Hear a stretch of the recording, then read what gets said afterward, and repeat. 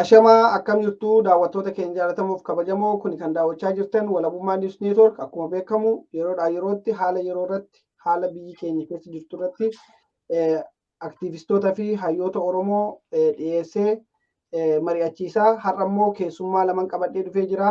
Keessummaan keenya kan beektan aktiivistoota jajjaboo keessattuu qabsoo bilisummaa Oromoo keessatti gahee olaanaa taphachaa turan lama qabadhee dhufee jira.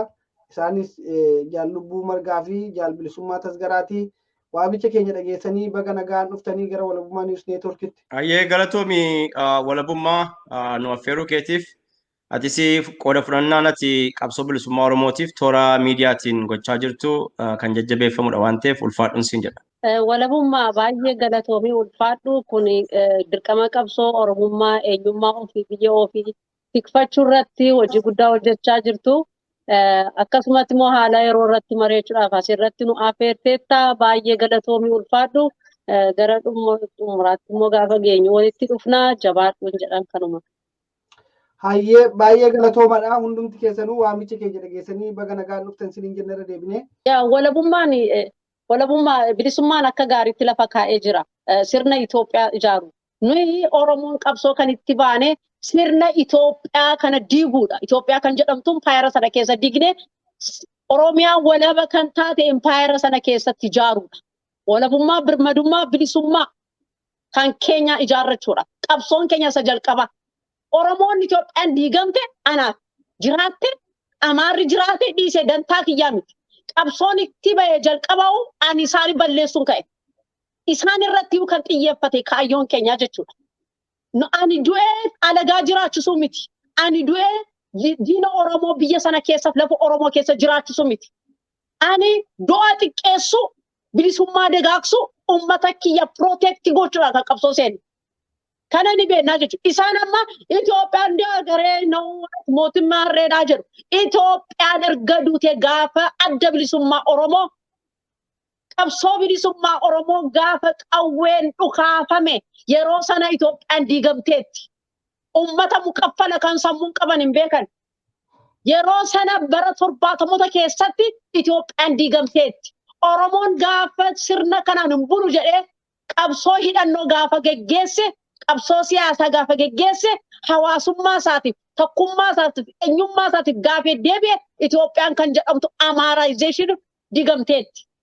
Ansaan amma burraaqaa jiru. Isa durii nan deebisaa hin jiru. Birhaanuu Naggaa akka jedheet afaan Amaaraan barsiisa. Namni isaaf baratu hin jiru. Dachiin kun dachi Oromiyaati. Dachi abbaa isaati miti. Oromoon anaaf isin dhaabbannee falmachaa jira. Haa dhaga'u amma. Abiyyi miti nugusa abbaa Abiyyi waaqa isaatiin lafarraa yoo dhufe kaayyoo Oromoo irratti gara booddeetti nu deebisu tokko illee hin jiru. Isaan miti kan akka barbaadee uummata Oromoo kan isaan miti kan akka barbaadanii kan uummata Oromoo bitaa mirga kan akka bishaan gabatee keessatti gangalagalchan. Kaayyoo qabnatti baane, kaayyoo qabnatti deemnu, kaayyoon keenya Itoophiyaa diigamtee Oromiyaa ijaaruudha. Kana beekuu qaban. Sirna afaan Amaaraa jedhan sana osoo afaan Amaaraan isa dagaagee ta'e waggaa meeqa guutuu sila afaan Oromoon bade. Isaan waggaa 150 Oromiyaa keessa jiraatanii jecha tokko afaan Oromoo jecha tokko hin beekan. Jecha afaan Oromoo dhiis biyya faranjii dhufanii afaan Ingilizii jecha tokko hin beekan. Biyya Somaaliyaa keessa dandeetti waggaa meeqa jiraatan afaan Somaalee jecha tokko hin beekan. Uummata sammuu isaanii cufamaadha. Cubbuun cufamaadha. Oromoon kana beekaa jechuudha.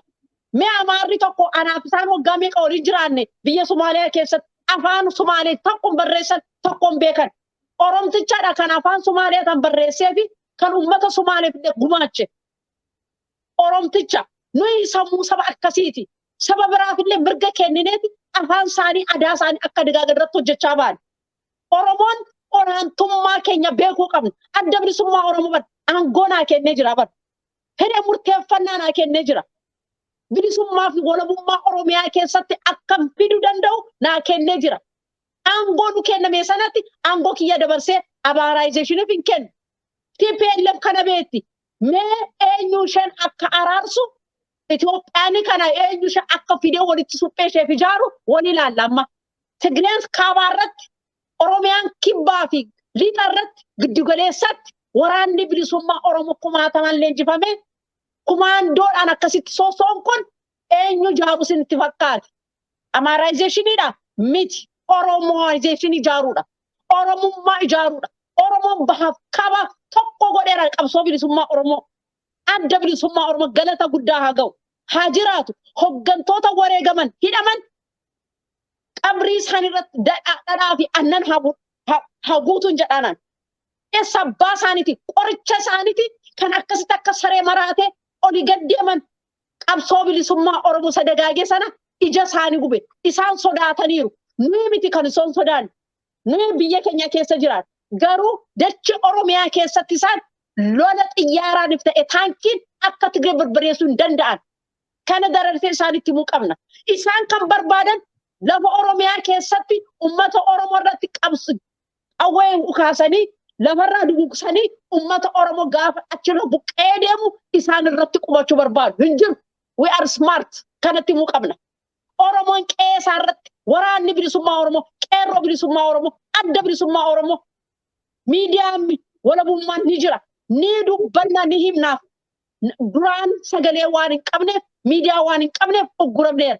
Amma garuu beekuu qaban kaayyoo bilisummaa Oromoo itti baanee Itoophiyaa diiguudha. Itoophiyaan ammaa miti gadi gamti. Waggaa 150, waggaa 40 diigamteetti.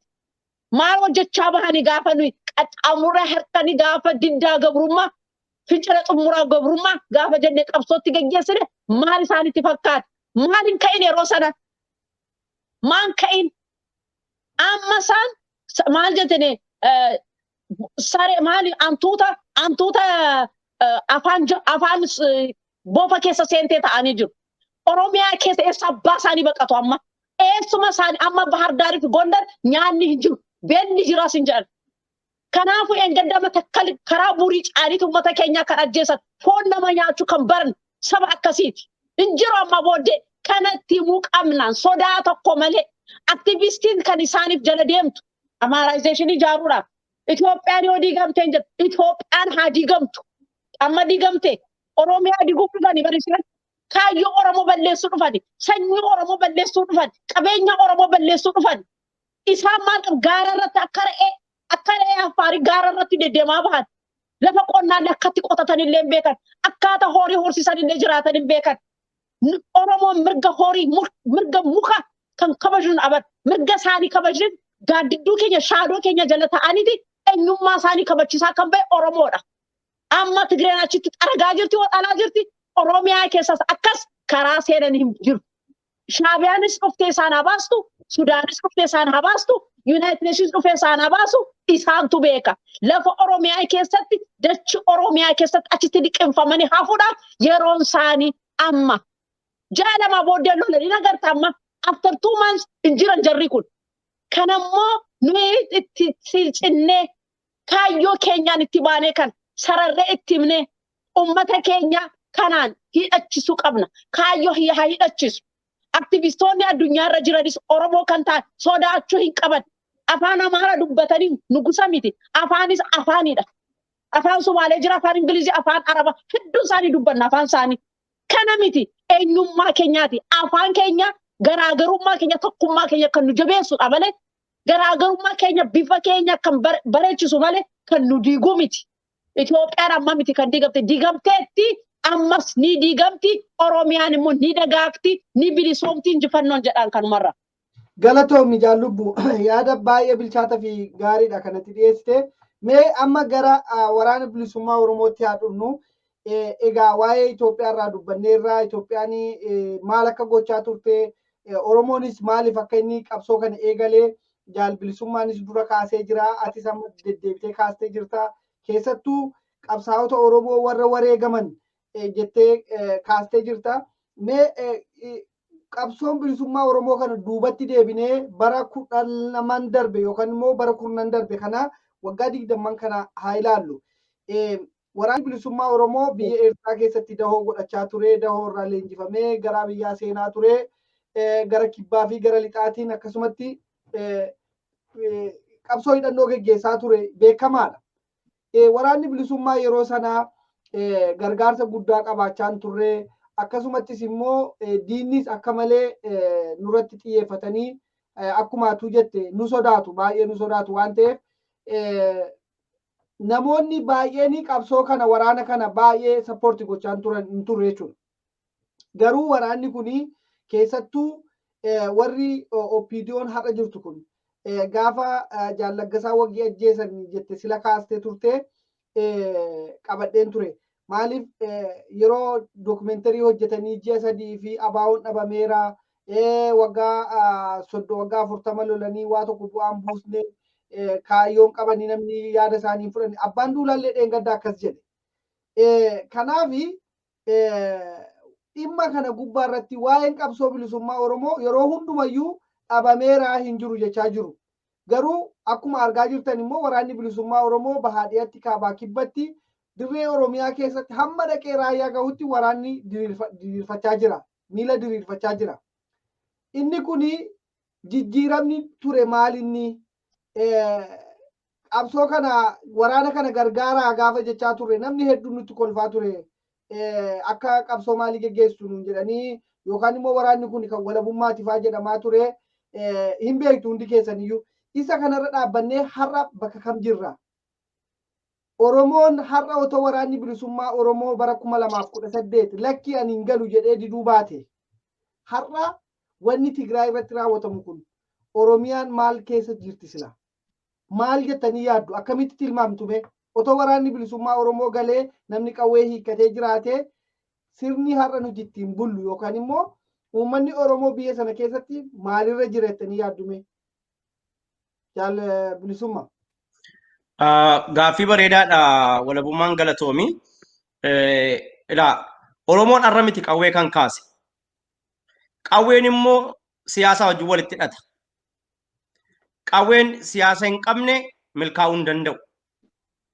Kanaaf dameen addi bilisummaa Oromoo jaarmaa uummata Oromootiif dhaabbate adda bilisummaa Oromoo ta'ee yeroo as ba'u damoota garaagaraa inni qabu damee hawaasaa, damee dargaggoo, damee haadholii, damee maalii baay'ee keessaa, damee hawaasummaa keessaa akkuma kanatti immoo dameen waraanaa damee adda bilisummaa Oromoo ta'ee ture jechuudha. Kanaaf waggoota 40 guutuuf waraanni bilisummaa Oromoo sansakkaaf safuu seeraa fi adda bilisummaa Oromoo jalatti ijaarame qabsoo hidhannoo geggeessaa ture jechuudha. Qajeelfamaaf hoogganummaan inni ittiin masakamee deemaa ture adda bilisummaa Oromootiin. Kun immoo qabsoon siyaasaaf qabsoon hidhannoo walii wajjin deemuudhaa qaba. Addi bilisummaa Oromoo qabsoo karaa nagaa geggeessuuf yaalii milkaa'uu dhabuu isaatiin bara dargiitti daggalatti seenee qabsoo hidhannoo kana handhuure jechuudha. Bara 1976 Finfinnee keessatti korri taa'ee korri kun milkaa'ee hooggana filatanii gammoojjiitti achi deeman jechuudha. Jalqaba qabsoon kun qabsoo karaa siyaasaa ture. Booda immoo gara waraanaa itti dabalatee waraanaan deemaa ture. Qabsoon hidhannoo qabsoon waraanaa wal hoogganee wal dhaga'ee waliin deemaa ture jechuudha.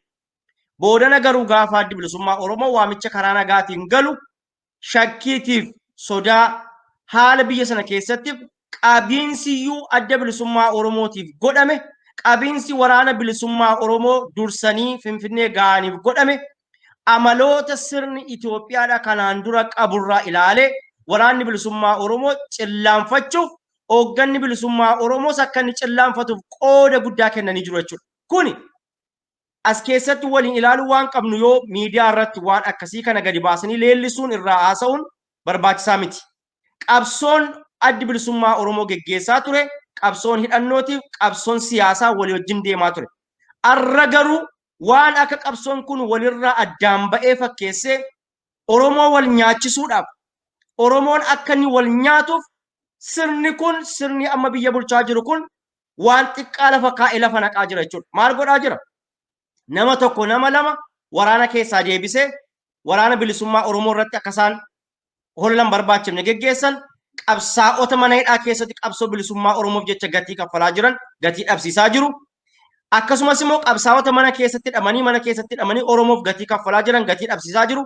Qeerroo bilisummaa Oromoo kaayyoo kana jalatti hiriiree qabsoo kana karaa harka qullaa deemee qabsoo kana itichee diina biyya isheetti galchee qabsoo kana fudhachuuf immoo yeroo sanatti aangoo qabachuudhaaf humna waan hin qabneef humna waraanaa waan hin qabneef jecha opiniyoon itti dabarte kana warreen kana hundumaayyuu gatii dhabsiisanii Oromoo wal nyaachisanii akka Oromoon assaayimentii kanarratti taa'ee haasa'uudhaaf ajandaa banaa jiru jechuudha. Tokko tokkoon goollicha eengee gantuu qabsoo bilisummaa Oromoo Araarsoo Biqilaa gantuu qabsoo bilisummaa Oromoo Qajeelaa Mardaasaa gantoota qabsoo bilisummaa Oromoo namicha har'a kaleessa gara Wallaggaa Horroo Guduruu harka kennate isaan kana hundumaayyuu akka Oromoon qabsoo isaa irraanfatuuf akka Oromoon walitti dhufee ititee hojii isaa hin hojjenneef qabsoo waraanaaf qabsoon siyaasaa akka wal cina hin deemneef diraamaa hojjetamu kana Oromoon dursee waan beekeef waraana bilisummaa Oromoo itachiisee qabsoo karaa nagaas gargaaree hidhamtoota keenyaafis warra mana hidhaa keessatti Oromoof jecha wareegamaniifis immoo sagalee ta'ee hojjechaa jira jechuudha. Bifa adivokasiitiin, bifa dippiloomaasiitiin, bifa qabsoo karaa nagaatiin, bifa qabsoo hidhannootiin Oromoon qabsootti jira. Qabsoon kun kan eenyuuti? Qabsoon kun kan eenyuuti kan jedhamu hin jiru. Qabsoon kun kan Oromooti. Oromootu hidhannoos geggeessaa jira. Amma danda'ettis immoo gatii kan itti kaffalaa jiru. Dippiloomaasiittis, adivokasiittis, qabsoo karaa nagaa keessattis qoodi Oromoon kennaa jiru olaanaa jechuudha. Qabsoo karaa nagaa yeroo jedhamu biyya keessa ta'anii irreecha dheengaddaa irratti illee ijoolleen pirootestii yeroo jedhan kun qabsoo karaa nagaati bara. Qabsoo karaa nagaa kana keessatti bifa garaagaraa qaba. Qabsoon karaa nagaa kun uummanni Oromoo carraa argateen waltajjii argateen uummata isaatiif sagalee ta'u jechuudha. Biyya keessatti hiriira nagaa qopheessuudhaan maxxansa garaagaraa maxxansuudhaan qabsoon kun akka walirraan cinna agarsiisuudhaan hidhamtoota siyaasaatiif falmuudhaaf biyya alaa kanatti xalaa barreessuudhaan hiriira nagaa biyya alaa kanatti ba'uudhaan kun hundinuu qabsoo bilisummaa Oromoo jedhama. Tokkorraa adda baanee yeroo laallu maaliif kana godhama jennee gaaffii sana gaafachuu otoo hin taane Oromoon hundinuu inni har'a harka diinaa galeeyyuu qabsoo yaada isaa jijjiirratee kaayyoo diinaaf hojjechaa ture sanarraa ba'ee dhufee mooraa qabsoo Oromoo keessatti gabbachuu qaba jennee waamicha karaa adda hundumaaf gochuudhaaf qabna.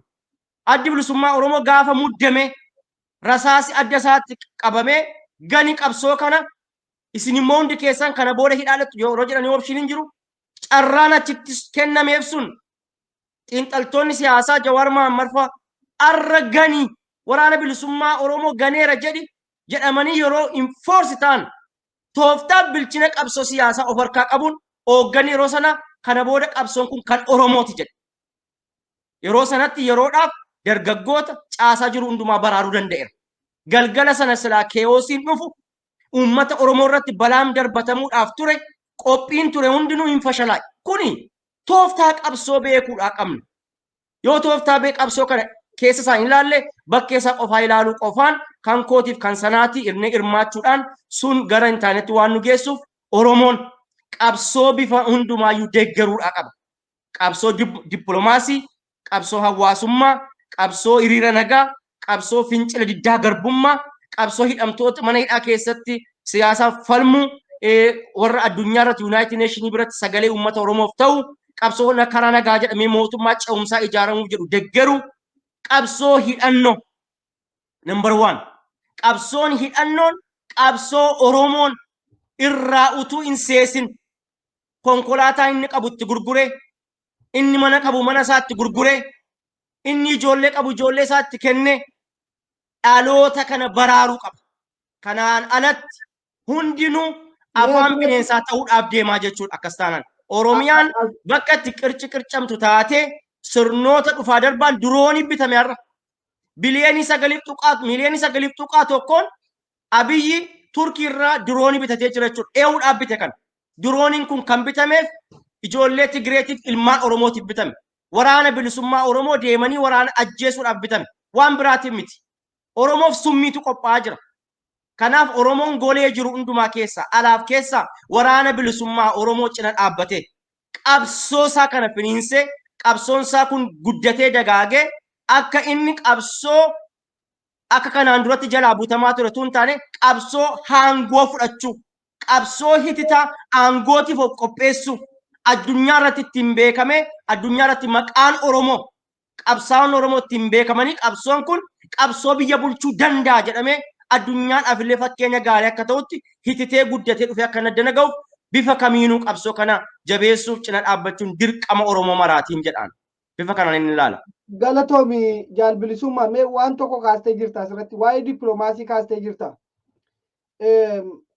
Booddee illee itti dhufna jedheen ture garuu kaastee jirta waan ta'eef ammuman si gaafadha. Waa'ee dippiloomaasii irratti miseensi adda bilisummaa Oromoo dabalatee keessattuu miseensa adda bilisummaa Oromoo warra hooggantoota olaanoo ta'an kan biyya alaa jiran kun yeroo adda addaa keessatti warri United Nations akka biyya sana keessatti saba kamtu dhumaa jira kan jedhuu fi maqaa kaasanii Affaar akkasumatti Somaalee akkasumatti Amaaraaf Tigreedha kan yeroo baay'ee irraa dubbatamaa jiru. Maaliif dippiloomaasonni adda bilisummaa Oromoo akka uummata Oromootti in jeneraal akka Oromootti hooggantoota mana hidhaa jiran hayyuu duree adda bilisummaa Oromoo karaa nagaadhaan biyya seene akkasumatti Jawaar Mohammad paaspoortii biyya Ameerikaa deebisee nama karaa nagaatiin qabsoo goona jedhee galee namni kun hundinuu sagalee dhabee jira. Lammata waraanni Oromiyaa keessatti geggeeffamaa jiru jaalle lubbuun sira kaastee jirti. Warra akkasitti nama qalaa jiru nama lubbuun jiru qalaa jiru kana hunda keessatti dippiloomaasonni Oromoo hooggantoonnii fi deeggartoonni adda bilisummaa Oromoo kan biyya alaa jiran kun dippiloomaasii irratti hojiirra hin jiran. Kuni waan irra dibnee darbinu miti. Maaliif dadhabbiinsi kun dhufe? Maalirraa madde kun? Inni kun yoo hojjetanii jiraatan maaliif sagaleen uummata Oromoo achi keessatti dhagahamuu Waayit Haawusii keessatti dhagahamuu dadhaban? Murtii sana keessatti maaf seenuu dadhaban? Kanaaf waan jettu qabdaa? Sila sii tuqeen ture Jaal Daawud Ibsaa gaafa Finfinnee galee haasaa godhuu kanaan dura addi bilisummaa Oromoo matayyaa isaatti fudhatee qabsoo bilisummaa Oromoo qobaasaa itti rakkataa ture. Waggoota 40 guutuu 40 ol. Amma garuu qabsoo kana finnee dhufnee uummata Oromoo bal'aa waliin geggeessuudhaaf isinitti adaraa kennannee jirraa jedhe. Gaafa muddamee waraana galchi jedhame immoo qabsoon kun kana booddee waraanni kun kana booddee kan abbaa gadaatiif kan uummata Oromootii jedhe. Arra adda bilisummaa Oromoo jechuun waajjira adda bilisummaa Oromoo irraa ibsa ba'u qofaa eegootuun taane. Oromoon inni barate, Oromoon inni waa beeku, Oromoon inni ijaaramee jiru, jaarmaan mirga namaaf falmu, jaarmaan dubartootaa biyya ambaa jiru, jaarmaan dargaggootaa biyya ambaa jiru, jaarmaan mirga namaaf falman hedduutu biyya kana keessa jira, biyya alaa kanatti ijaarame. Warri kun hundinuu advocacy hojjechuudhaaf ala kana jiru. Uummata isaanii biyya keessatti miidhameef sagalee ta'u. Warri karaa miidiyaas wanti kun hundinuu waan wal qabatee deemudha. Jaarmaa adda bilisummaa Oromoo qofaarraa ibsa baatuu fi hojii hojjetamtu qofaa eegootu hin taane. Qabsoon kun qabsoo Oromooti jedhee Oromoon ka'ee hojjechuudhaa qaba. Addi bilisummaa Oromoo bara isaa guutuu hooggantoonni qaqqaaliin gatiitti kaffaluudhaan daa'ima isaanii wajjinillee utuu yeroon dabarsin inni biyya ollaarra jiru biyya Sudaanii, biyya Keeniyaa, biyya Sumaalee, biyya Arabaa, biyya Awurooppaa, biyya Ameerikaa keessatti qabsoo kanatti gatiin guddaan kaffalameera. Burjaajiin mooraa qabsoo keessatti dhufe Oromoo gandaaf kutaan gargar qoqqoodanii akka Oromoo wal nyaatuuf assaayimentii dhufu hundumaa caccabsee irraanee qabsoo kan asiin ga'eera. Qabsaa'onni kun galata guddaa qabu. Arras dippiloomaasiin hojjetameef hojjetamaa jiru yaraa miti. Amma barbaachisutti Oromoon hojjetaa jira yoo jenne hojjetaa hin jiru. Sun maalirraa madda yoo jennu Oromoon wal jala deemurra wal diddiigee deemuu jaallata. Silaa utuu mooraa tokko jalatti ijaarame, jaarmaa tokko jalatti ijaarame, gaaffiin Oromoo bifa kanaan deebi'uu qaba jedhee walii galee deeme galma ga'uu danda'a. Amma arra kaleessaa kanaatti jaarmaatu ijaaramaa jira biyya alaa kanatti. Jaarmaan biyya alaa kanatti ijaaramu isa tokko yeroo jaalamu isumarraa koppii godhee gara biraa ijaarama. Isa ijaarame jabeesse bakka hanqatte dhaqee guutee mana isaa kabatee godoo isaa kakkabatee jaarmaa guddaa Oromoon qabu kana jabeessurra kan maqaan isaa keessatti ol bahee waamamu yoo waammate yoo dhaabbate isa kana barbaada Oromoon. Kanaaf wanti akka Oromootti hojjetamaa jiru salphaa miti. Oromoo communitiin Minisootaadhaa, Niiwoorkidhaa, Ingilizidhaa, DC Waashingtonidhaa, Siyaatilirraa, iddoo garaagaraatti Torontoorraa, iddoo hedduutti hiriira nagaa gurguddaa geggeessuudhaan dippiloomaasiif advookasii baay'ee hojjechaa jiru. Inni kun bu'aa qabsoo adda bilisummaa Oromooti. Utuu adda bilisummaa Oromoo biyya alaa kanatti jaarmaa isaa gad dhaabbatee miseensa ni ijaarranne ta'e, miseensa hititoo, miseensa bu'aa xixiqqaatiif hin jijjiiramne, miseensa kaayyootti ganamatti mana abbootiin isaaniitti ba'an walabummaa kunoo arra ijoollee isaa agabeessee miidiyaa dhaabee uummata Oromoof sagalee ta'aa jiru. Lubbuu warra waan qabdu hundumaa Oromootiif laattee qabsoo isheetti buuftee jirtu. Jaallan qaqqaalii akkasii uummata Oromootiif advookasii ta'an hojjetee jira. Addi bilisummaa Oromoo galata guddaa qaba.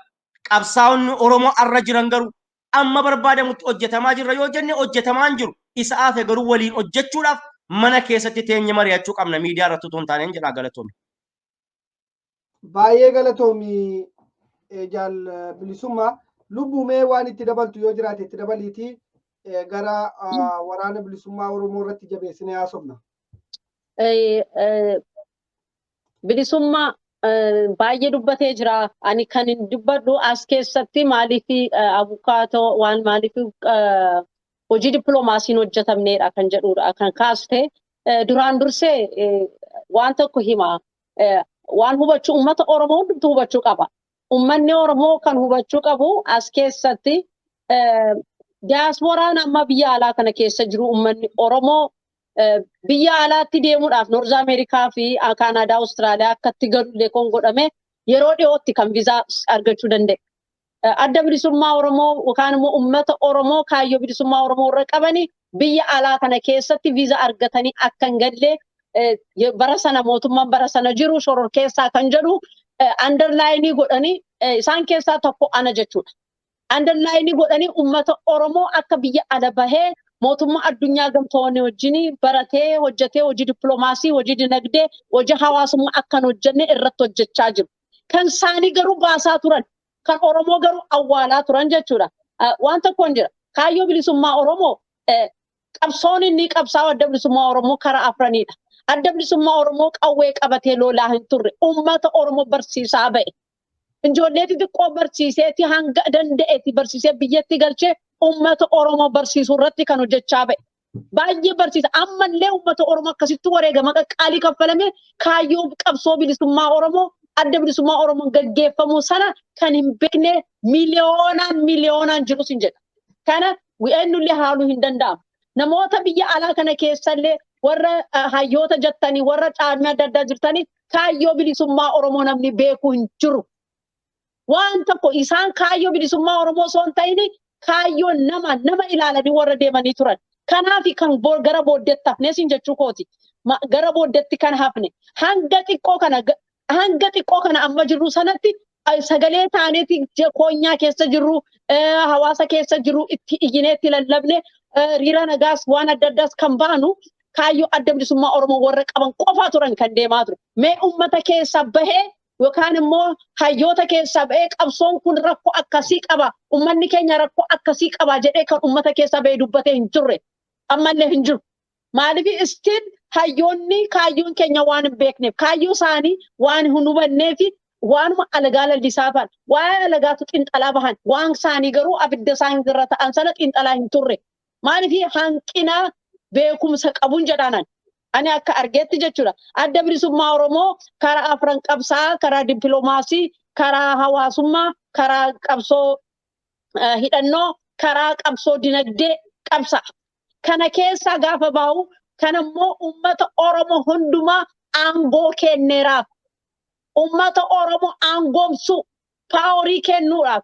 Ani kan hojjedhu ati wala bumma aangoo qabda hayyo duree ta'e yookaan hoggana abaa dhufeeti kana godhi jedhe si ajajuu hin danda'u because ati kan qabsoon kun si aangoomsuudhaaf diina keetiif fira keetiif hayyummaa fi gantoota akka addaan baaste biyya keetiif mana kee akka ijaarrattuudha qabsoon kan jalqaba individual irra jalqaba individual erga bilisoomte booddee ollaa deemta ollaan gandaat akkasitti deemuu akka danda'uuti jechuudha adda bilisummaa Oromoo ummata Oromoo barsiisaa ba'e xiqqoodha miidiyaan hin jiru waraanas gargaarii jettee gaafa akkas jedhan sana kaan beekumsa hin qaban nuyi akka isaaniif qabsoofnu akka Oromiyaaf qabsaa jirru kan galee fi erga Hacaaluun du'eeti hed miliyoonaan erga gaafa adda bilisummaa Oromoo biyya galeeti isoo adda bilisummaa Oromoo biyya galee waraana bilisummaa Oromoo biyya galee sana hikkadhaa gaafa jedhu hikkadhaa jedhanii sila jaaldaawwan irra mataarra dhaabbatu warra kaan immoo hidhadhaa jechaa turani ba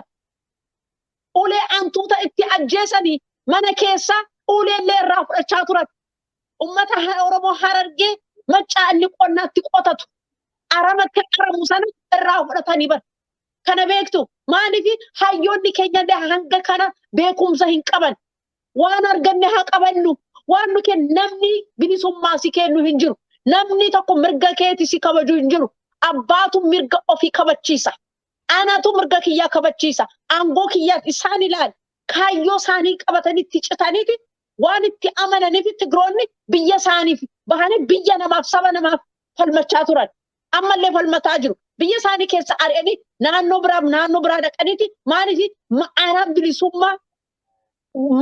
ma'aanaa bilisummaa waan beekaniif jechuudha Oromoon garuu ma'aanaa bilisummaa yookaan immoo bilisummaa maal akka ta'e beekan ammallee kan isitti himu hojii dippiloomaasii dadhabaa kan ta'e dinagdee biizinasatti godhatan qabsoo bilisummaa Oromoo dhiiga ilmaan Oromoon lafee ilmaan Oromoon dhufaa jiru kun biizinasatti godhatan nagadata kanaafi qabsoon bilisummaa Oromoo dhugaan waan hin deemneef eenyu bira dhaqanii waa'ee Oromoo haasa'uu danda'u galgala diina wajjin jiru guyyaa miidiyaa irratti immoo asii waa'ee Oromoo haasa'u Oromoon anaaf dubbataa jira Oromoon garuu namatu isaaf dubbatu miti ofii isaa bahee dubbachuu qaba ani ammaan abaluun dhufee akkanaa dubbatu barbaadu mirga kiyyaa sarbame eeyyee namoota akka kiyyaa yaada wal fakkaataa qabnu wal gurmeessine qabsoo keenya akkaataa injifachuu danda'u wal mareechuu qabna malee abaluun nu dubbate abaluun nu dhagee dippiloomaasii dinagdeen ofii keenya irratti burqisiisuu qabna malee nama burqisiiseeti akka qabsoo keenya fixaan nu baasu eegaa jirra Oromoo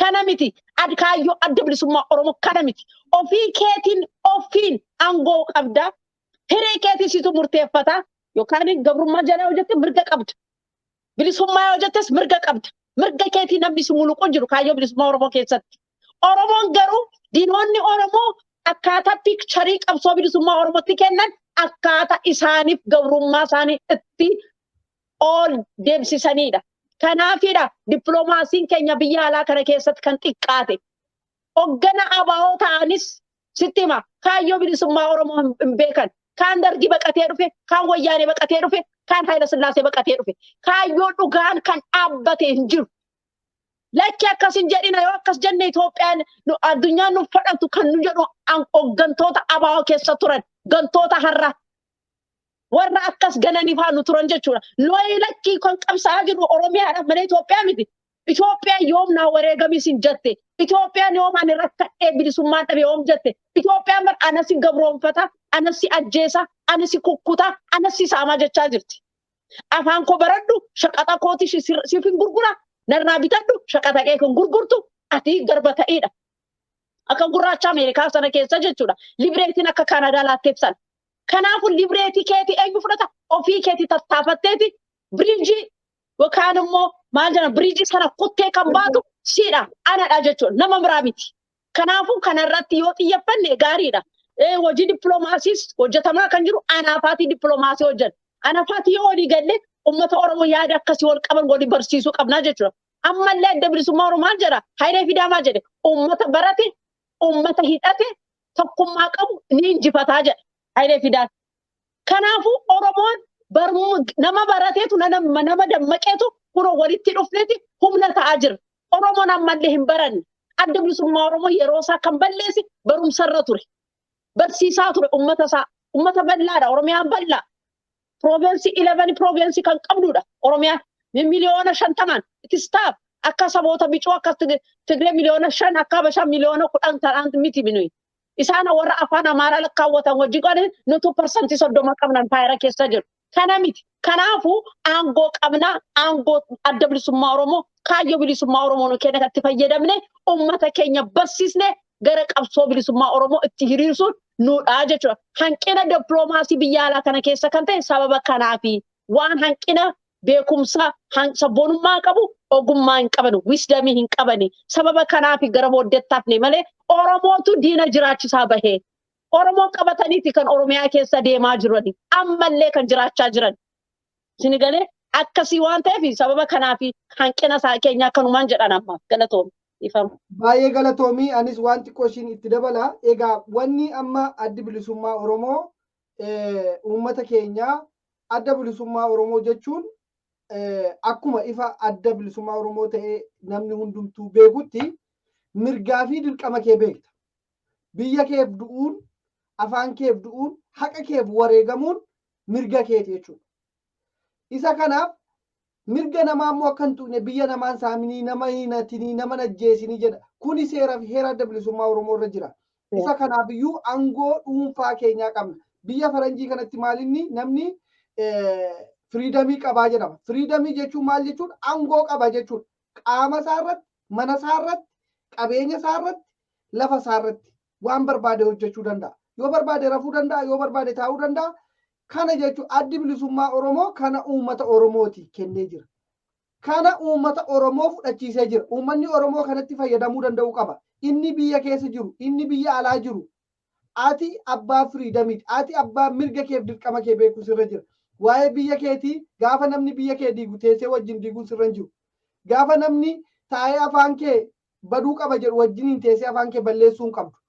Kanaaf mirga kee fi dirqama kee sii kennee jira. Gabaabsee yoon jechuu barbaade. Kanaafuu uummanni Oromoo kanatti fayyadamuu qaba. Kana hubachuu qaba. Kana barsiisuuf immoo waggaa 40 guutuu bosona keessa, saaraa keessa, gannaa fi bona otoo hin jedhin miila qullaa, garaa qullaa, wayyaa otoo hin qabaatiin, jijjiirraa tokko otoo hin qabaatiin itti dhama'ee hojjechaa ture. Ammayyuu hojjechaa jira. Kanaaf waraanni bilisummaa Oromoo gaa kanarraa warra dhalatedha. Waraanni bilisummaa Oromoo kaayyoo kana qabatee daangaa Eertiraa irraa ka'ee Suudaaniin qaxxaamuree yookaan immoo Jibuutiin qaxxaamuree miila deemsa ji'a tokkoofaa, ji'a lamaafaa, ji'a sadiifaa deemanii Oromiyaa galanii warra wareegama kafalaa turan jira. Hambaan jara kana, hambaan wareegamtoota waraana bilisummaa Oromoo har'a Oromiyaa keessatti bakka hunda keessatti ilmaan Oromoo leenjisanii, ilmaan Oromoo barsiisanii kaayyoo adda bilisummaa Oromoo mirga keef dirqama keef beektee namni hunduu qabsoo gochaa jira. Isa kanaafiyyuu haalli uummanni keenya gochaa jiru waraana kana tinnisuu irratti, haamlee waraana kanaa hojjechuu irratti dippiloomaasii ajaja fudhachuu siin barbaachisu. Waa'ee waraana kanaa ibsuudhaaf, waa'ee uummata Oromoo, waa'ee Oromiyaa irratti gabbaatee falmachuudhaaf addi bilisummaa Oromoo mirga kenneefii jira uummata Oromooti jettee jirtu. Uummanni Oromoo ammamitti fayyadamaa jira? Jedhuufis immoo deebii kennitanii jirtu. Mee kanaafi amma gara fuulduraatti deemuudhaaf waraanni kun cimsee uummata keenya mataa ol qabachiisuudhaaf nagaa waaraa, tasgabbii, ijoolleen Oromoon mana barumsaa nagaan baatee nagaan galuudhaaf akkasumatti Oromoon abbaa qabeenyaa otoo hin hafiin biyya isaarraa ari'amee biyya alaa jira otoo qabeenya qabu. Kan biyya keessatti qabeenya horachuu danda'u hin jiru. Kan barate kana booda biyya keessatti baradheen uummata koo tajaajila namni jedhu baay'ee miti. Kana fiduudhaaf addi bilisummaa Oromoo wareegama kafalaa jira. Uummanni Oromoo akkamittiin bira dhaabbachaa jira. Inni kunoo akkamittiin jajjabeessinee kana daran waraana amma argaa jirru kana. Waraana amma uummanni hundumtuu halagaanii fi firri halagaan keessattuu warri impaayera Itoophiyaa gaafa argan rifaatuun guddaan itti dhaga'amu. Uummanni Oromoo immoo inni kaleessa dhokatee waraana kana illee jibbaa ture yeroo inni ammoo itti fiigee dhufaa jiru jira. Isa kanaafuu bifa kamiin kana caala jabaachuu danda'a? Bifa kamiin kana caala utubamuu danda'a? Isa jedhu irratti yaada keessan gaggabaabsaa kennaadha. Sa'aatiin qabnu hin xumurra. Mee jaalbilisummaa. Galatoomi jaalwalabummaa introdakshinii gaariitti laattee ilaa obboleettiin koo gubbaatti dubbattee jirti. saba barate, saba hidhatee fi saba tokkummaa qabutu injifata. Kuni hidhaa kudhaama qabsoo bilisummaa Oromooti. Yoo tokkummaan hin qabnu ta'e, tokkummaan kun bee afuuraa bar, ispiriitiidhaa bar, nama walitti qabaa bar, kaayyoo jala waliin si hiriirsaa bar, irbuu waliin galtee bar hin nyaattu bar, rakkinni Oromoodhaa bar beekumsa waan hin qabneef, kaayyoo waan hin qabneef, irbuu waan hin qabneef irbuu nyaataa jira bare har'a. Qawwee hidhatee daggala taa'ee waggaa 20 waggaa 30 taa'ee bar irbuu jaallansaa nyaachaa jira bar. Yoo an kanarraa maqe lafeen gootanii Oromiyaatiif dhangaleef seerri Oromoo immoo narrattaa jiguu jettee kakattaa bar. Jaallan waliin wareegama boolla tokkotti owwaalaman Oromiyaatiif jecha lafee isaanii bobeessanii dhiiga isaanii dhangalaasanii Oromiyaa biqilchan nyaattee jechuudha bar. Irbuu Oromoo nyaattee jechuudha bar. Boolla keessaa kaaftee jaallan waliin afaan keessa bar. Jaallan kee afaan keessa bar otoo afaan hin ka'atin. Innaa nyaatu jettaa bar.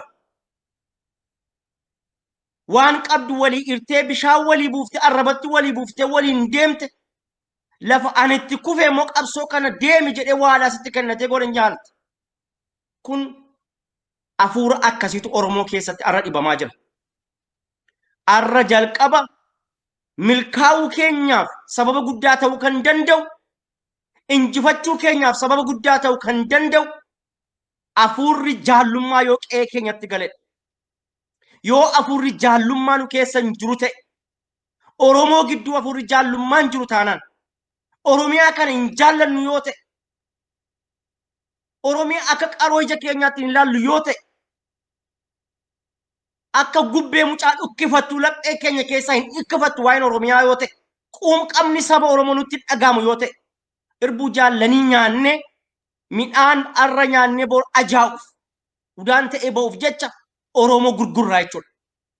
Kanaaf icciitiin moo'icha keenya, icciitiin qabsoo sansakkaa keenyaan masakamnee deemuu keenya, injifachuu keenya afuura keenya ganamaatti deebi'uu danda'u nurra jira.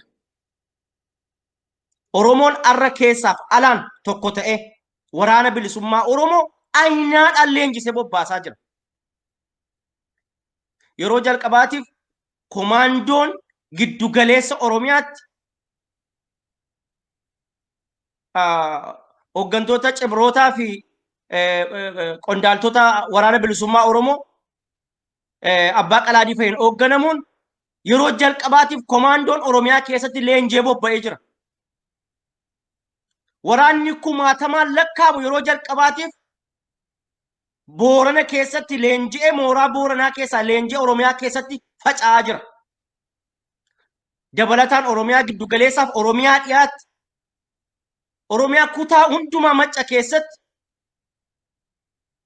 naannoo Jimmatti waraanni mooraan leenjii banamee qeerroon bilisummaa Oromoo kaleessa dhagaa karaa irratti guuraa ture arrammoo qawwee baatee daggaloo Oromiyaa keessa Oromiyaatiif wareegama kaffaluudhaaf deemaa jira. Kana caalaa Waaqayyo gararraa bu'ee nutti himu. Quraana baannee tokko tokkoon deemnee kana booda hin barsiifnu. Wangeela baannee waan barsiifnuuf hin qabnu. Qabsoo bilisummaa Oromoo kana caalaa addi bilisummaa Oromoo itti dadhabee lubbuu qaalii itti kaffalee kumaataman ijoollee Harargee itti kaffalee ijoollee Maccaaf Tuulamaa itti Humbannaa itti kaffalee keessuma ijoollee Walloof Raayyaa warra aisoleet itti Oromiyaa irraa citanii ba'an isaan kana itti kaffalee qabsoon kun addana ga'ee jira. Arra Oromiyaa irraa kan addanuu baasu du'a qofaadha. Oromoon kana diinni keenya kana beekuudhaa qaba. Kaayyoo jaallan itti wareegame irraa kan Oromoo adda baasu. Kanaaf waraana bilisummaa Oromoo gargaaruun sababa tokko nama hin barbaachisu. Waraana bilisummaa Oromoof bishaan kennuun sababa tokko nama hin barbaachisu. Daandii itti agarsiisuun sababa nama hin barbaachisu. Yeroo keessumaa qeerroon bilisummaa Oromoo kaleessa biyya isaatiif jecha 5,000 ol daandii irratti wareegame 1,000 immoo ora arsadeetti Oromoo ta'uu isaanii qofaaf boolla tokkotti owwaalaman. Jaallummaan kana caaleen jiru bara.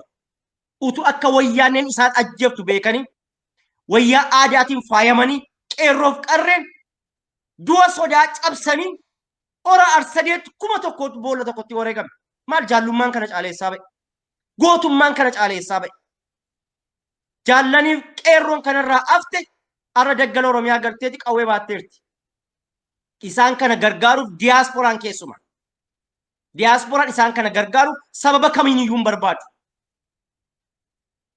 anatu isa kana caala otoo hin taane mooraa tokko jalatti ispiriitii tokkoon deebi'ee waraana bilisummaa Oromoo ayinaadhaan jabeesse waraana bilisummaa Oromoo kutaa hundumaa keessatti gadi dhaabee bilisummaaf walabummaa hawwinu jaallan hedduutti wareegamne har'a aati hiyyeessaa ijoollee isheetti gabbaraa jirtu kana imimmaan haadha hiyyeessaarra yeroo xumuraatiif haqne abbaa hiyyeessaarra qambarrii garbummaa cabsine diyaasporaa biyya ormaatti baqatee gungumu kanarraa roorroof rakkoo kana keessaa baase oromiyaatti kan isa galchu biyya abbaa isaa inni jaallatutti gangaltu garbummaa kana keessaa wal baasuudhaaf yeroo ishee xumuraatiif waamichi waraanni bilisummaa Oromoo yeroo yerootti dhiyeessaa jiru fudhate uummanni Oromoo waraana isaa jabeeffachuudhaa qaba tokkummaa isaa jabeeffachuudhaa qaba qaawwa kamiifiyyuu harka kennachuudhaa hin qabu waan xixiqqaatiif bitamuu hin qabu tokkummaan Oromoo jabaachuudhaa qaba dinagdee kamiinuu waraana bilisummaa Oromootti innisuu qabnaan jedhaa kanuman jedhaa galatoomi.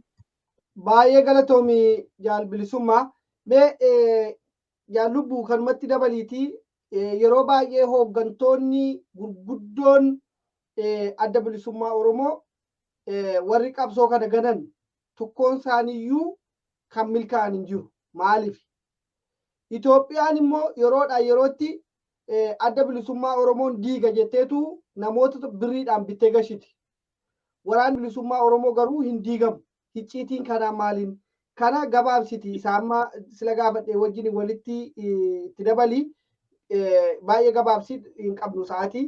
Isa duraan maal jette? Isa duraan maal jette? Inni dura akkamitti waraana kana itti utubuu dandeenya? Okay. Baay'ee gaariidha. Walabummaatis baay'ee biriifii gooteettaa gaafii kana yaaddee bilisummaanis akkas cita gara waraanaatti hin deema. Waraanni bilisummaa Oromoo akkamitti utubuu danda'a? Waraanni bilisummaa Oromoo utubuu kan dandeenyu warra biyya alaa jirru warraaqsa dinagdee gochuudha.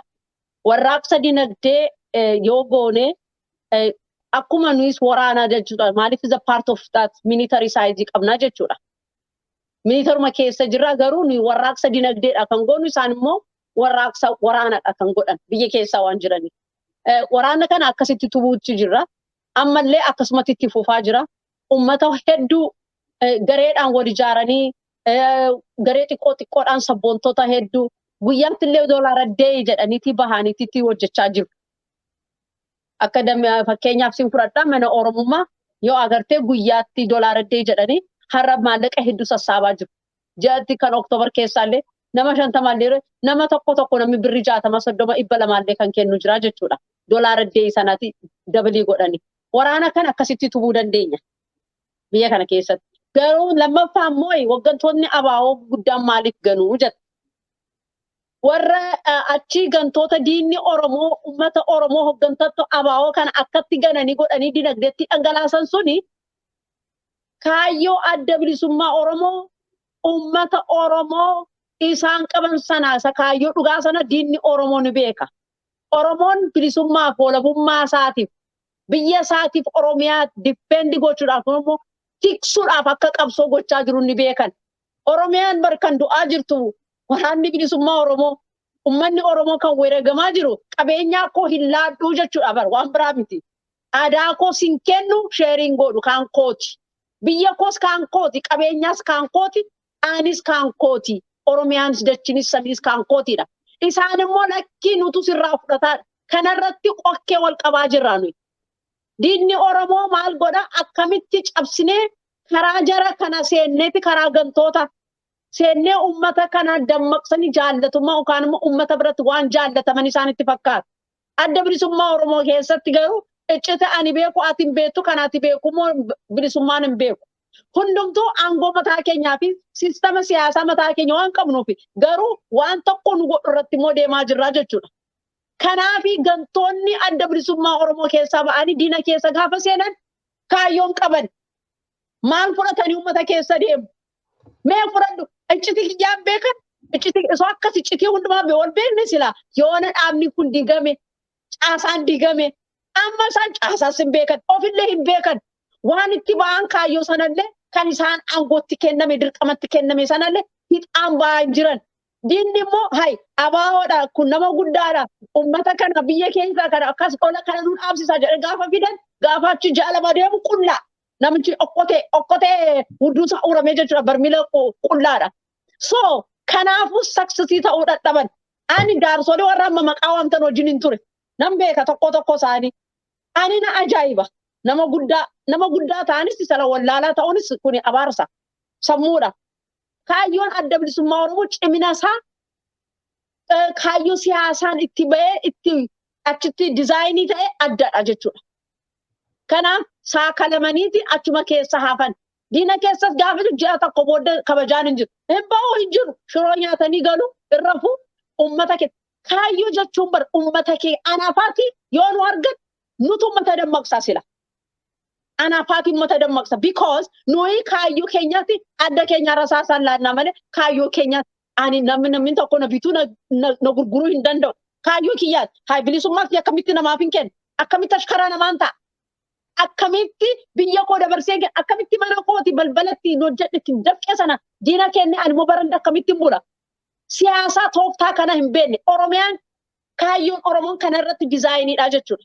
Kanaaf warra gantuu deemaniiti akka saree maraate yookaan akka qilleensaa directionii qabne kana kan ta'an sababa kanaafi.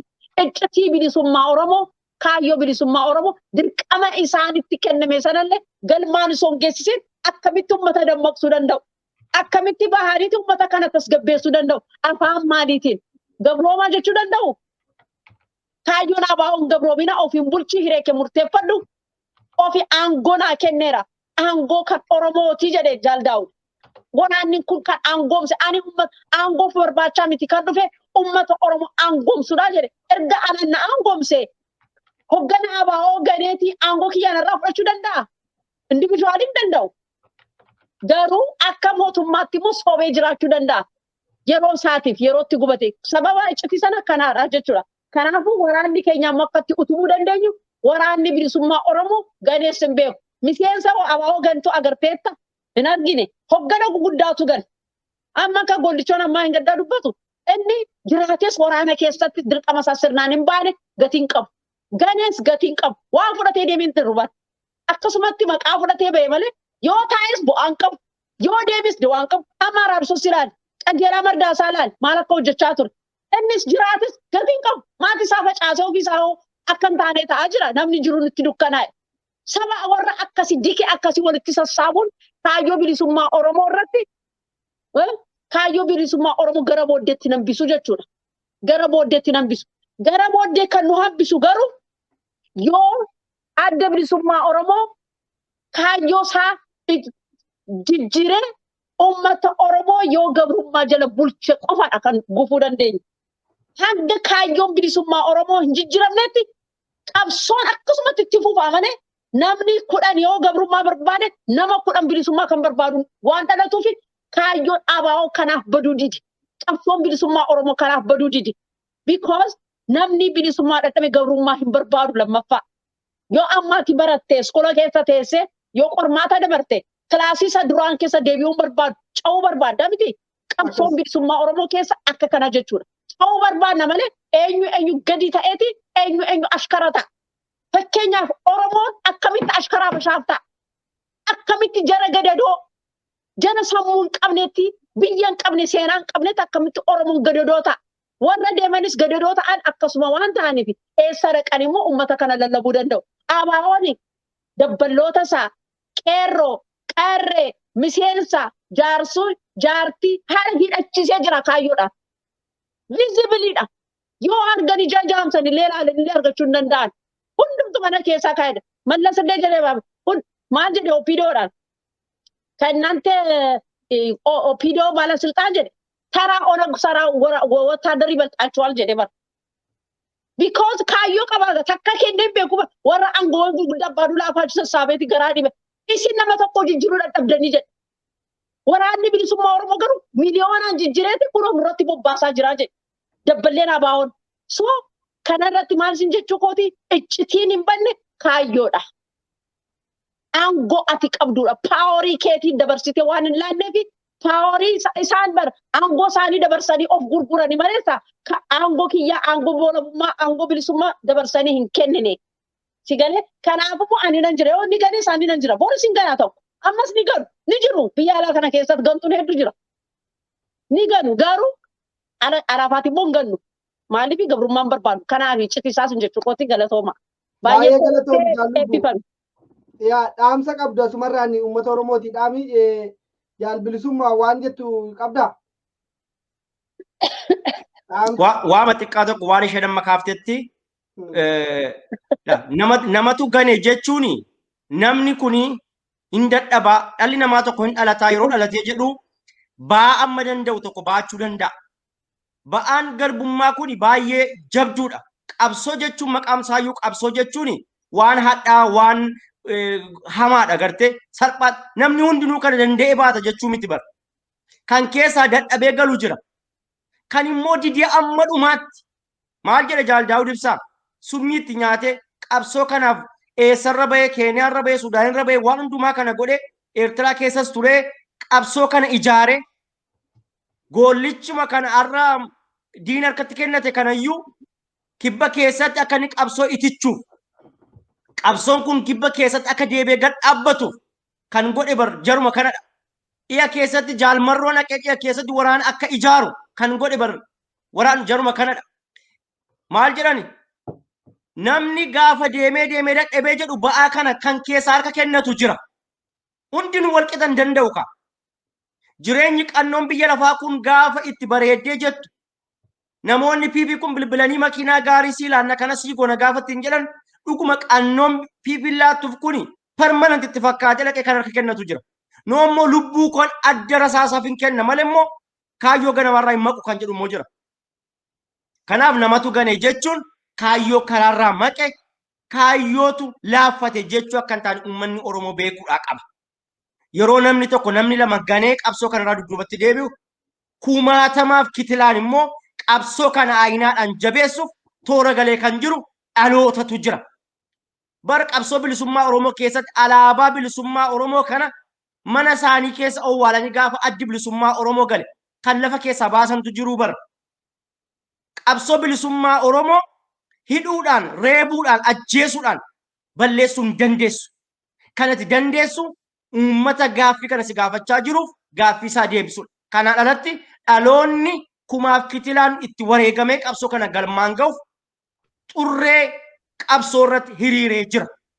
Kanaaf yeroo namni lama sadiif hooggantoonni bu'uureessitoonni abaluu dookteriin yeroo jedhanii piipiin miidiyaa irratti dhiyeeffattu warri kun waan harka kennaniif qabsoon bilisummaa Oromoo hin laaffate jechuudha miti. Waraanni bilisummaa Oromoo dachaadhaan leenjisee bobbaasaa jira. Qabsoon bilisummaa Oromoo ni injifata. Uummanni Oromoo sammuusaa guyyaa tokko ol qabatee addunyaa kanaaf gaanfa Afrikaa irratti ani Oromoodha biyyi koo Oromiyaadha jedhee yeroo inni itti dubbatu ni dhufa. Kan immoo kan milkeessu immoo waaqa gaditti waraana bilisummaa Oromooti. Baay'ee galatoomadha. Egaa waamicha keenya dhageessanii dhuftanii yaada keessan uummata Oromootiif qooduu keessanii fi hedduu galatoomaan sidiin jedha. Dhaamsa xiqqoodha kan qabu baay'ee hin qabu. Waan baay'ee dubbanneerraa waa'ee biyyattii sana keessa dubbanneerraa waa'ee hawaasa keenya dubbanneerraa waa'ee qabsoo bilisummaa Oromoo waraana bilisummaa Oromoo waan hedduu tuttuqnee dubbachaa jirra. Uummanni Oromoo warra sagalee keenyaa kana dhageessan sagaleen kun kan immoo yaadni ani qabu kana yaada uummata Oromoo qabudha. Yaada Oromiyaa itti ijaaruudha. Yaada walabummaa bilisummaa birmadummaa Oromiyaa fiduudha. Kanaaf qabsoo kanatti cinneeti galmaan geessisuudhaaf hawaasni addunyaa kana keessa jiru hundumtu akka isinii galeen sadaqaa fi barumsa akkuma amma galeetti jedhan miti. Kanaafuu amma isinii galeetti qabsoo keessan mana keessan biyya keessan Oromiyaa ijaarrachuun saba keessan duguggaatti dhaameessan kan habashoonni halkaniif guyyaa daangaa caanii dhufanii uummata keenya abiyuuzii godhan san dhaabsisuudhaaf waraana keenya bilisummaa Oromoo cinaa dhaabbannee dinagdeedhaan utubne galma akka geenyuun jedhan kanuma dhaamsa kooti. Abbaan ganees abbaan jiraates gantuun kaayyoo qabaattee miti kan gante rakkoo mataa isheen wallaalummaadha. Hanguma beekumsa isaatii hojjete. Hojjechaa osoo hin ta'in dirqamaadhaas keessatti ani kan hojjedhu ofii kiyyaaf malee namaaf miti bilisummaaf miti walabummaaf miti kan hojjechaa jiru ofii kiyyaaf hin hojjedha Oromoo ofiif yoo hojjette qabsoo kanaan gabrummaa kana ofirraa qusadachuudhaaf halkan guyyaa hojjechuu qabda dirqama Oromummaa otherwise akkuma warra kanaan dura agartan daakamuuf deemta kanarra si olchuudhaaf waraanni bilisummaa Oromoo si cinaa jira ilmaan kee abboleettiin kee haadha kee kan utubtee asii geessee jirti kana cinaa dhaabbattee qabsoo keetii sabilisummaa sawalabummaa samaayyii Oromiyaa irratti ijaaramuu dandeenyu sirna gadaa sana akka utubnu dhaamannaa kanumaan jedhaan uummata kiyyaa. Hedduu galatoomii jaallubbuu daawwattoota keenya jaalatamoo fi kabajamoo egaa kan daawwachaa turtan hanga ammaatti walabummaa News Network barnoota guddaa akka irraa argattan abdii guddaa qabna.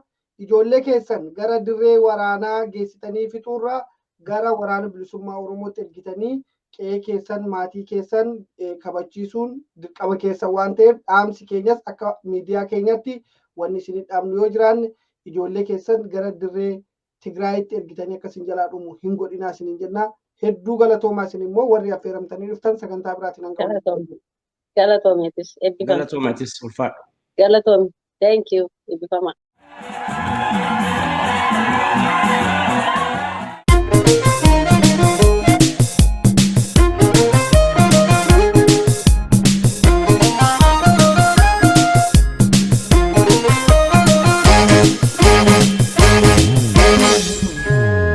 Abba fata kore mbasani ofifita walamta bolanuuf qottesani Ammanno jabaatelle sibiilu ibiddaan baqa qabsoo hidhannoo qofaatu imimmaan nurraa haqa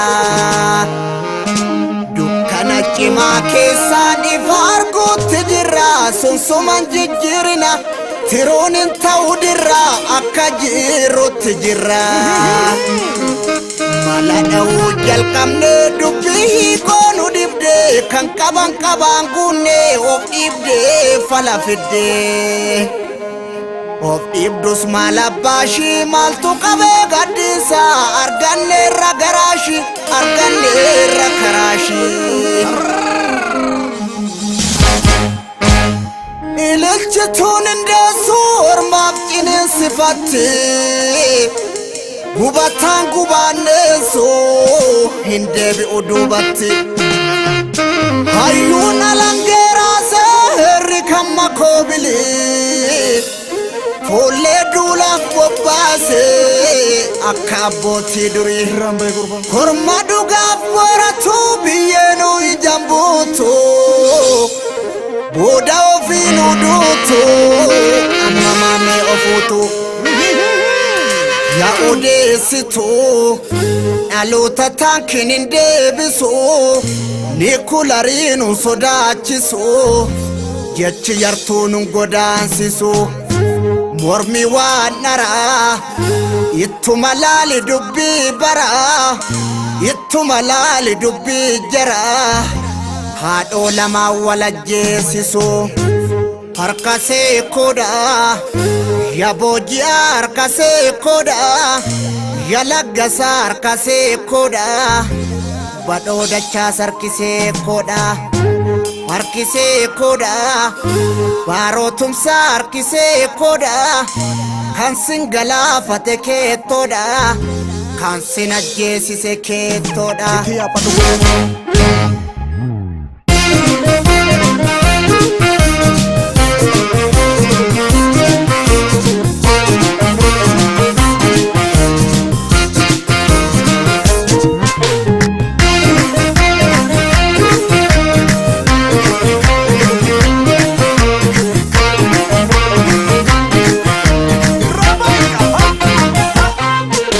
Gadaan foollee leenjisee bobbaasee qeerroon ka'ee wal kaasee gaafatee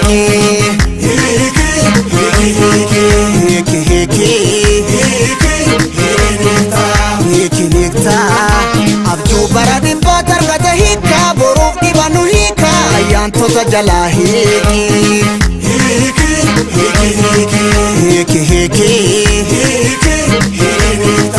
Hiki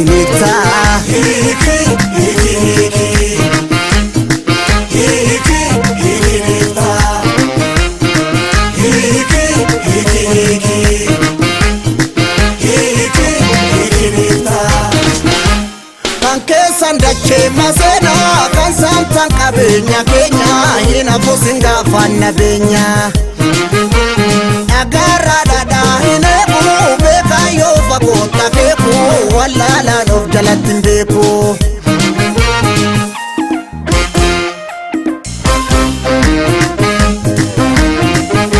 hidhaafi ajjecha hammeessitu sinuun haphisu sokkoomaa madaa hin fayyisu wenni nu gogaasaa fajjeeffama guyyaa qaba badeena fogumaan ilma namaa baromaan hin boonyuu himimmaan keenya dhiiga kan nun geenye nu dhiiga abbaayyoo iyyatee ollaanuu namaa birmata harka keenya nu nyaata amma haa sochoonuu tiruun bulte lafee taati borsummii nutti taati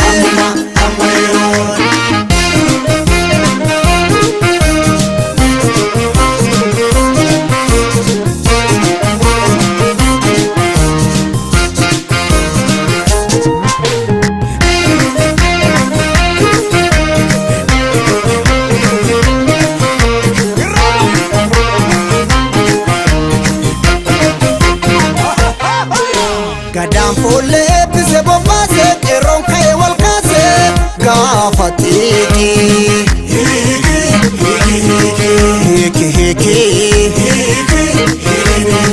hiiki niqtaa abjuu bara dhibbaa targate hiika boruuf dhibanu hiika ayyaantota jalaa hiiki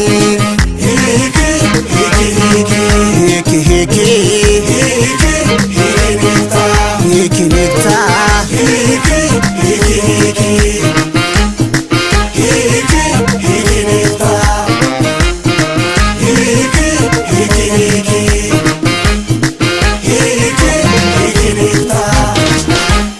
arbaan murkitu illeetti nu taalchoon hin mootu beekti kanaafu malaan nu seenti daangaan cabee maaltu dhiisaa haa taanu gurmuu kanniisaa faca'uun kan qabnu nu dhabsiisa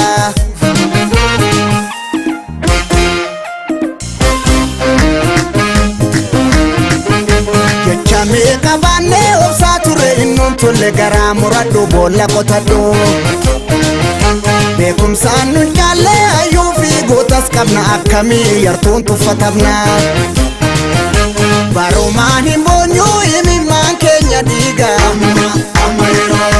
kan nun geenye nu dhiiga abbaayyoo iyyatee ollaanuu namaa birmata harka keenya nu nyaata amma haa sochoonuu tiruun bulte lafee taati borsummii nutti taati ammuma amma yeroon ammuma amma yeroon ammuma amma yeroon ammuma amma yeroon ammuma amma yeroon ammuma amma yeroon ammuma amma yeroon